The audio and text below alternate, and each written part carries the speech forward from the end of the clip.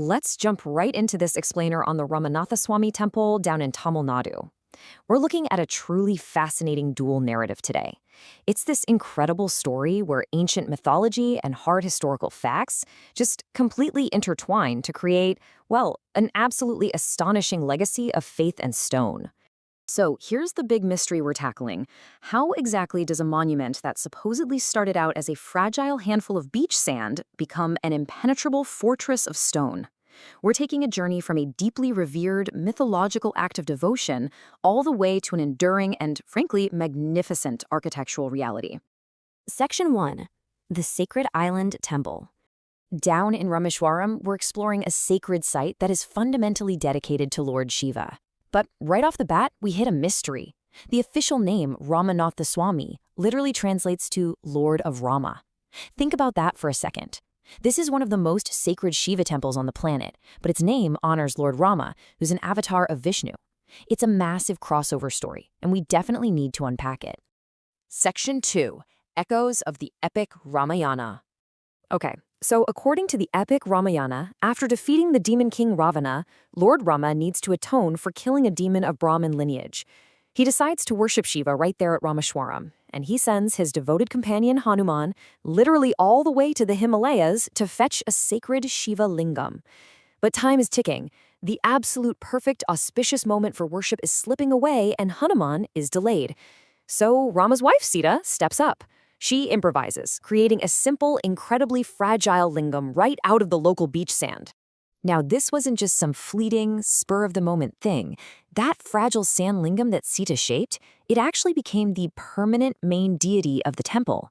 And on top of that, this exact coastline became the legendary staging ground where Rama built the epic Ram Setu bridge, stretching all the way across the ocean to Lanka. Section 3.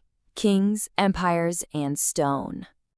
As you might guess, the massive complex we see today didn't just pop up overnight. It evolved over centuries. Before the 12th century, it was actually a much simpler shrine.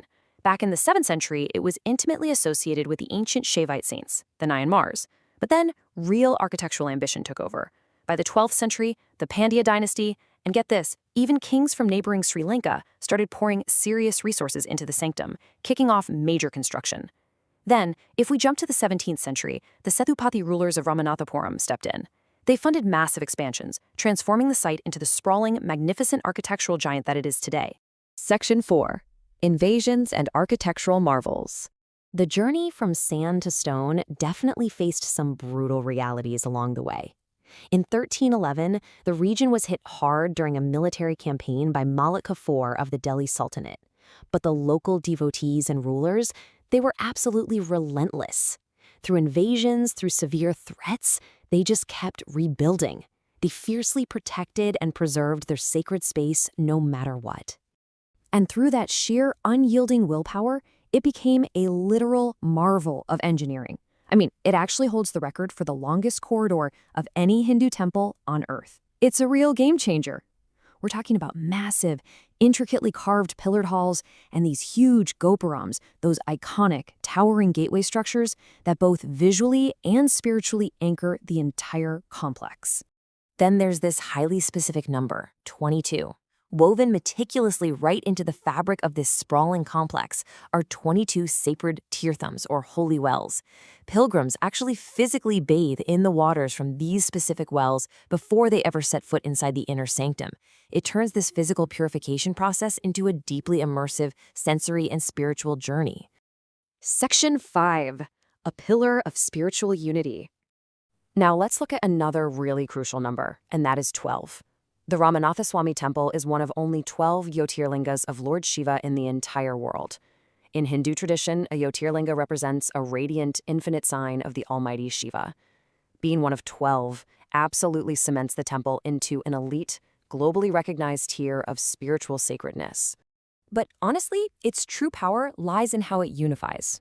It bridges the geographic extremes of India, serving as a vital stop on the Char Dham Yatra, which is a major nationwide pilgrimage circuit. And hey, remember that crossover story we talked about at the very beginning?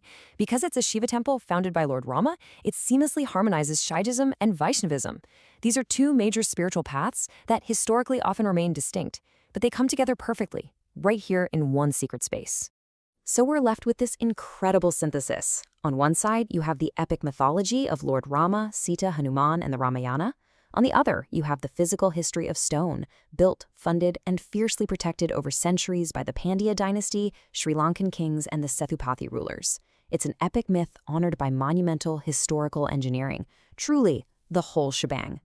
I want to leave you with this thought to consider. How exactly does a simple act of devotion, literally a handful of sand shaped on a beach, ripple across centuries to inspire empires and create one of the longest stone corridors in human history? It truly showcases the unimaginable, enduring legacy of faith against the relentless test of time. Thanks for joining me for this explainer, and keep asking questions.